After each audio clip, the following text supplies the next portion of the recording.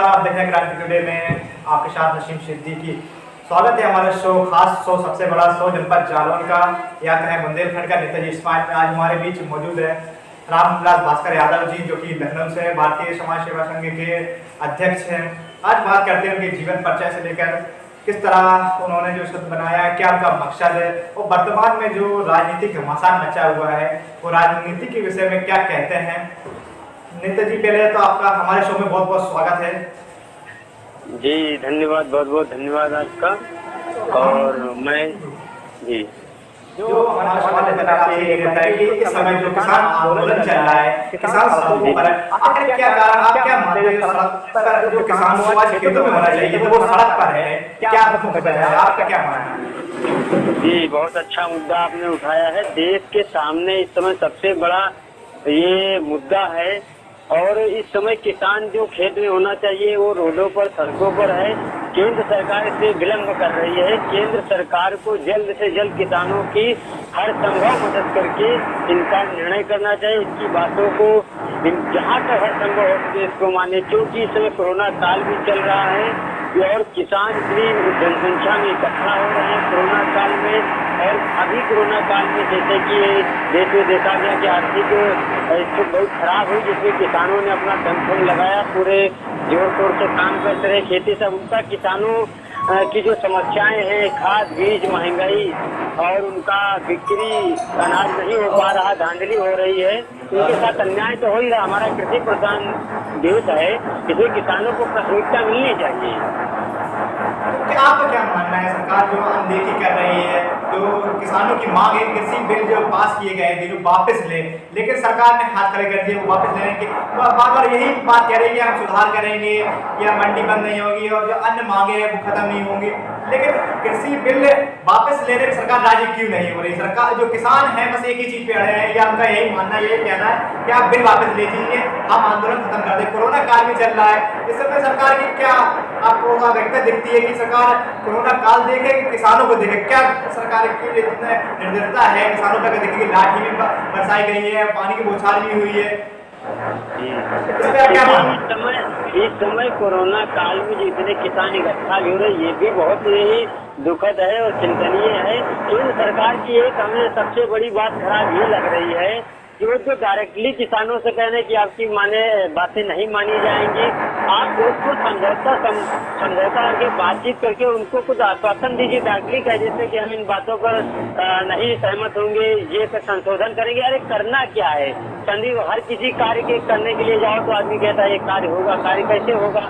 अब उसको बैठ के 8-10 दिन 10वां दिन चल रहा है किसान आंदोलन का और विभिन्न राज्यों से लोग दिल्ली में इकट्ठा हो रहे हैं। अभी नेशनल हाईवे जाम करने की बात कर रहे हैं किसान।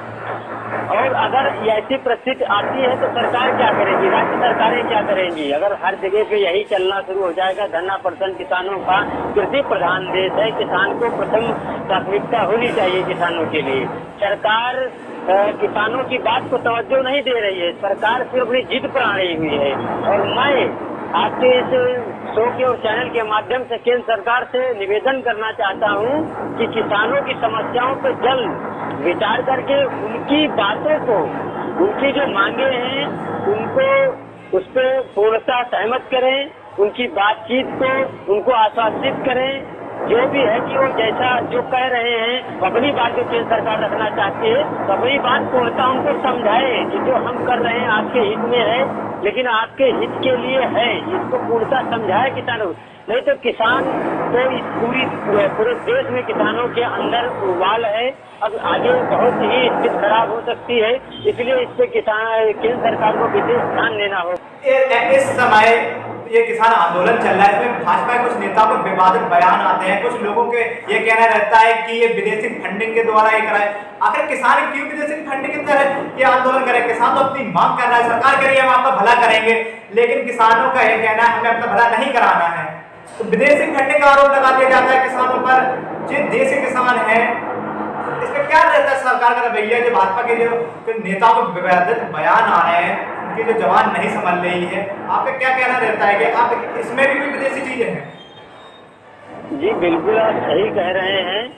लेकिन ये इस समय जो बता रहे कि विदेशी फंडिंग के कारण किसान आंदोलन बहुत है, लगभग 40 से 50 संगठन वहाँ पहुँच चुके हैं और वो सब लोग अपने अपनी व्यवस्था से जा रहे हैं। वहाँ सरकार का पानी नाश्ता तक बिना मना कर दिया किसान संगठनों ने। और उसमें ये तो हमेशा रहा कि कोई शांतिपूर्ण प्रदर्शन अगर हो रहा है, कोई शांतिपूर्ण से कोई प्रदर्शन हो किया जा रहा है, तो जो उग्रवादी लोग होते हैं ये लोग बीच में पहुंच करके उसको गड़बड़ कर देते हैं। इस बात पे भी सरकार को विशेष ध्यान देना होगा कि बहुत सारे प्रदर्शन करते हैं जो शांति ढंग से प्रदर्शन होते हैं, धरना प्रदर्शन आंदोलन किया जाए, उसमें उग्रवादी लोग पहुंच करके उपद्रव बना देते, जिसको बहुत बड़ा मुद्दा बना देते। ऐसी स्थिति में और जो विपक्षी पार्टी उनको ही मौका मिलता है वो भी अपना जो भी है रवैया अपनाते हैं। और इस किसानों के साथ देश के विभिन्न सारे सामाजिक संगठन और राजनीतिक पार्टियां विपक्ष सब उसका साथ दे रही है। सरकार केंद्र सरकार को इस पर विशेष तौर पर किसानों की मांगों पर चर्चा करें और हर संभव प्रयास करें कि जो किसान मांग कर रहे हैं उनकी पूरी मांग पूरी की जाए। और जो कहना चाहते हो किसानों को समझाएं, बताएं कि हम आपको ये कहना चाहते हैं, इसलिए बिल लाए, ये मुद्दे लाए हैं, आपके हित में है। अगर केंद्र सरकार ऐसा अनदेखी करती है, केंद्र सरकार के सामने आने वाले दिनों में बहुत बड़ी चुनौती साबित हो सकती है। आपको क्या लगता है कोरोना काल में सरकार की नीतियां नहीं कितनी प्रभावी रही है? आपने संगठन बनाया चला रहे हैं, आपको तो हर जनपद ये जमीनी हकीकत मालूम होगी, आपको क्या प्रभावी रही जो नीतियां है सरकारी कोरोना काल में कितना प्रभावी रही? देखिए, सरकार और राज्य सरकारें, केंद्र सरकार ने शासन प्रशासन ने जो नीतियां बनाई, वही कोरोना काल महामारी एक है, विनाशकारी महामारी, इसके लिए सरकार ने बनाए अपने उपाय किए। लेकिन स्वास्थ्य व्यवस्थाएं जहाँ गड़बड़ थी वहाँ पर इसकी बहुत बुरी हालत हुई है लोगों की, जनता की। तो सरकार पहले भी नहीं सोचती थी, जो भी सत्ता में आती है पार्टी सरकारें वो स्वास्थ्य से दैवीय आपदा के जो कार्य होते हैं, जो आपत्तियां होती हैं, उस पर हमेशा ही सरकारों को ध्यान देना चाहिए। आपके भंडारण में, सरकार के भंडारण में ऐसी चीजें होनी चाहिए। और कोरोना काल में जो भी व्यवस्थाएं सरकार के द्वारा की गई है, कोरोना काल में बहुत बार घोटाला हुआ है। इस बात को मैंने कहा भी था भारतीय समाज सेवा संघ के द्वारा। इसके भारतीय समाज सेवा संघ की तरफ से ये मुद्दा प्रमुखता से उठाया जाएगा। कोरोना काल में जो भी भ्रष्टाचार हुए इसकी जांच होनी चाहिए। हर जिले तहसील में अभी उत्तर प्रदेश के मेरठ जिले में एक हॉस्पिटल का भंडाफोड़ हुआ था कि वो मरीजों को कोरोना मरीज बना करके उनकी किडनी लीवर निकाल करके उनके जो यंग अंग थे उनको निकाल करके सप्लाई कर रहे थे। बहुत सारी चीजें हर जिले से ये कोरोना काल में भ्रष्टाचार की बातें आई हैं। अब सरकार जो राज्य सरकार, केंद्र सरकार इस पर विशेष ध्यान दे। कोरोना काल में देश की आर्थिक स्थिति डगमगा चुकी है, बेरोजगारी चरम पर आ चुकी है। शहर से जो मजदूर थे, रोजगार लोग करने के लिए गए हुए थे, वापस ग्रामीण क्षेत्र में आ गए। ग्रामीण क्षेत्र की भी हालत बहुत बदतर हो चुकी है, रोजगार नहीं है और जनसंख्या बढ़ती जा रही है। बहुत बड़ा संकट देश के सामने है। आपका मानना है कि सरकार कोरोना काल में विफल बिल्कुल रही और ये जो शासन के लोग थे कोरोना काल में भी अवसर बनाकर अपना फायदा लेते रहे।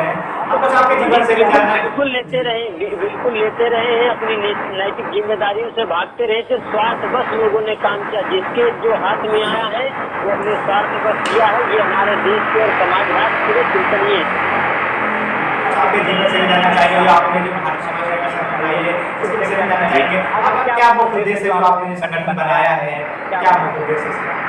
देखिए, भारतीय समाज सेवा संघ का मुख्य उद्देश्य है सूक्ष्म अपराध मुक्त समाज। बहुत सारी योजनाएं सरकार के द्वारा, शासन प्रशासन द्वारा दी जाती है, लेकिन बीच में उनको लोग घपला कर जाते हैं। आम जनता का पात्र जो लोग हैं उनके पास नहीं पहुँचते हैं। बहुत सारे हर जगह से स्कूल, अस्पताल और हर जगह भ्रष्टाचार, हर विभागों में भ्रष्टाचार चरम पर है, बढ़ता जा रहा है, लोग मनमानी कर रहे हैं। तो इन सब बातों के खिलाफ भारतीय समाज सेवा संघ संविधान को सर्वोच्च मानते हुए उसके अंतर्गत कार्य करता। अगर किसी को भी देश के अंदर कहीं पर किसी के साथ उत्पीड़न अन्याय हो रहा है, किसी के साथ जबरदस्ती की जा रही, वो अपनी समस्या भारतीय समाज सेवा संघ को अवगत कराए। भारतीय समाज सेवा संघ के तरफ से हाई कोर्ट और सुप्रीम कोर्ट में वकील भी हैं, तो भारतीय समाज सेवा संघ से जुड़े हुए हैं, विभिन्न सारे और मीडिया कर्मी भी जुड़े हुए हैं। मैं बहुत बहुत धन्यवाद, आभार व्यक्त करता हूँ अपने मीडिया कर्मी बंधुओं। जैसे कि आपने कहा भारतीय समाज सेवा संघ क्राइम मुक्त बनाया गया, क्राइम जो अपराध मुक्त है, इस समय देख रहे हो कि बेटियां बिल्कुल सुरक्षित नहीं कर सकती, बेटियां निकलने से जो 7 के 6-7 बजे से बंद हो जाती है। जैसे आरोप भाजपा भी लगा दे रहे हैं, समाजवादी पार्टी की जो सरकार थी कि उत्तर प्रदेश में बेटी सुरक्षित नहीं है, आज उससे ज्यादा बदतर स्थिति है। इसके समय आप क्या कहेंगे, जो वादे करते थे योगी जी, लेकिन वादे स्पष्ट दिखाई नहीं दे रहे हैं। वादे जो राजनीतिक पार्टियां जितनी भी हैं, ये सब सत्ता में आने के लिए अपने अपने वादे करती हैं, उसके बाद ये अपने वादों से मुकर जाती हैं। जब अभी जैसे हमने अभी मुद्दा आपको उदाहरण बता दें, हमने मुद्दा एक उठाया है बुढ़वल बंद, वही बुढ़वल चीनी मिल जो जनपद बाराबंकी उत्तर प्रदेश में चालू थी, जो बंद हो चुकी है, लगभग 8-10 वर्ष हो चुके हैं बंद हुई है, जिसमें हजारों लोग बेरोजगार हो चुके हैं, जिसकी वजह से किसानों को बहुत बड़ी दिक्कत गन्ना किसानों को हो रही, उनका गन्ना सही से नहीं जाएगा। अब चुनाव से पहले जो चुनाव हुआ था, विधानसभा चुनाव उत्तर प्रदेश में, उस समय सभी पार्टियों के सभी नेता अपने भाषण दे रहे थे। वहाँ उस विधानसभा रामनगर विधानसभा लगती है, जाकर के कि हम बुढ़वल चीनी मिल चालू कर देंगे, रोजगार देंगे, सारी चीजें। अब जब वो सत्ता पे कुर्सी पे बैठ गए हैं, अब उनका कोई ध्यान नहीं है, किसी तरह मिल चले या कोई फैक्ट्री लगे, कुछ नहीं। तो ये सरकारें जो है, ये सत्ता में आने के लिए राजनीतिक पार्टियां तरह तरह के वादे करती हैं, और यही जनता का दुर्भाग्य है। इसीलिए जो भारतीय समाज सेवा संघ का गठन किया गया है कि जो भी मुद्दे सामाजिक जो भी मुद्दे हैं वो प्रमुखता से उठाए जाएंगे, जो भी सत्ता में राजनीतिक पार्टियां सत्ता के सामने होगी उसी से उठाए जाएंगे। उसके खिलाफ जो भी अगर कोई भी सरकार भारतीय समाज सेवा संघ किसी भी व्यक्ति विशेष का सामाजिक संस्था राजनीतिक पार्टी संगठन का व्यक्तिगत विरोधी नहीं, नीतियों का विरोधी है, जो नियम कानून अगर गलत तरीके से कोई भी चालू लगाया जाते उसका पुरजोर विरोध करेगा भारतीय समाज सेवा संघ। देखा जाए कि पार्टियां सैकड़ों पार्टियां संगठन है जो मुख्य उद्देश्य लेकर या आते हैं, जब उनको पहचान मिल जाती है, सत्ता में आए तो सब भटक जाते हैं। क्या कोई संगठन आया है जो उद्देश्य लेकर, अगर कोई पहचान मिलती है, एक मजबूत स्टेट मिलता है, तो क्या ये जो अभी बातें कर आया है कि हम ये समाज को अपराध मुक्त बनाएंगे या भ्रष्टाचार मुक्त बनाएंगे, भटक तो नहीं जाएंगे क्योंकि संगठन हजारों हैं जो पहचान बनाते हैं, जो भटक गए हैं, नीतियों के मुद्दे थे, जनता के प्रति। आपका संगठन से क्या खास है कि भटकेंगे नहीं मुद्दों से? जी नसीम सिद्दीकी जी, आपने बहुत अच्छा प्रश्न किया है, क्योंकि ये भारतीय समाज सेवा संघ कभी भी, भारतीय समाज सेवा संघ 4 सालों से निरंतर धीमी और तेजी गति से चल रहा है। कभी भी संगठन के किसी पदाधिकारी को ये लालच नहीं है, ना मुझे है कि मैं सत्ता में आना चाहता हूँ, मुझे कुछ करना। देखिए बहुत सारे लोग आंदोलन से बहुत महापुरुष रहे, उनका नाम आज भी चल रहा है। भारतीय समाज सेवा संघ का मुख्य उद्देश्य रहेगा कि सत्ता के विपक्ष में रहते हुए जो भी सत्ता में आएगा उसके विपक्ष की तरह काम करेंगे, संगठन काम करेगा और जनता राष्ट्र के हित में कार्य हमेशा करेगा। या ऐसा नहीं कि लालीपाप देने, कोई भी लालीपाप दे रहा है, सांसद बनाने का लालीपाप दे रहा है या मंत्री बनाने का। राजनीतिक पार्टी से राजनीतिक संगठन कभी भी, भारतीय समाज सेवा संघ में आपके चैनल से आज मैं इस बात का वादा करता हूं कि भारतीय समाज सेवा संघ कभी भी किसी राजनीतिक पार्टी में सम्मिलित नहीं होगा, न किसी राजनीतिक पार्टी का समर्थन करेगा। हमारा सवाल होगा ये, आप क्या कहना चाहते हैं समाज से, और जो जनता ऐसे नेताओं को चुन लेती है, जाकर अपने भटक जाते हैं, सब अपने घर मकान या घर परिवार के लिए काम करने लगते हैं, आप क्या कहना चाहेंगे कि कैसे जो देश सब अपने सुधार सकें?